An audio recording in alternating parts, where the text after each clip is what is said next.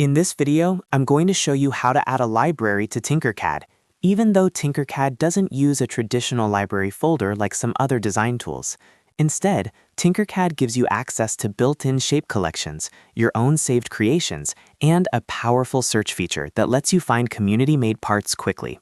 So if you want to work faster, reuse parts, and build better designs without starting from scratch every time, this tutorial is for you. If you find this helpful, make sure to hit that like button and subscribe for more easy Tinkercad tutorials. Let's get started. First, open Tinkercad and go into the Design workspace. On the right side of the screen, you'll see the Shapes panel. This is where all of your available libraries live. By default, it usually opens to basic shapes, but Tinkercad has much more than that. Click the drop-down at the top of the Shapes panel, and you'll see different categories you can explore. These can include hardware, creatures and characters, electronics, and structures and scenery. Hardware is great if you need screws, nuts, bolts, gears, and other mechanical parts. Creatures and characters is useful for fun design elements like eyes, limbs, feet, and character pieces. Electronics includes helpful parts for projects like Arduino, microbit, cases, and mounts. Structures and scenery can give you windows, doors, furniture, and other building elements.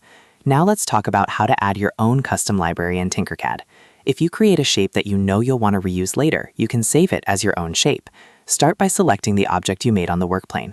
Make sure it is the exact version you want to reuse, because this is the one that will be saved for future projects. After that, open the Shape panel dropdown and choose Your Creations. Inside that section, click Create Shape.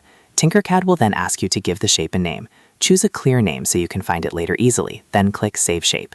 Once you save it, that object becomes part of your personal library, and you can drag it into any future design whenever you need it. This is one of the best ways to build a custom collection in Tinkercad and save a huge amount of time. Next, if you are looking for something specific and don't want to build it yourself, use the Search feature. At the top of the Shape panel, click the Search icon, which looks like a magnifying glass. Then type in the part you need, such as M3 bolt, motor, bracket, or any other object related to your project. Tinkercad will search the community gallery and show you public shapes made by other users. This is incredibly useful when you need a ready-made part fast, or when you want inspiration for your own design. Just be sure to review the shape before using it so you know it fits your project properly.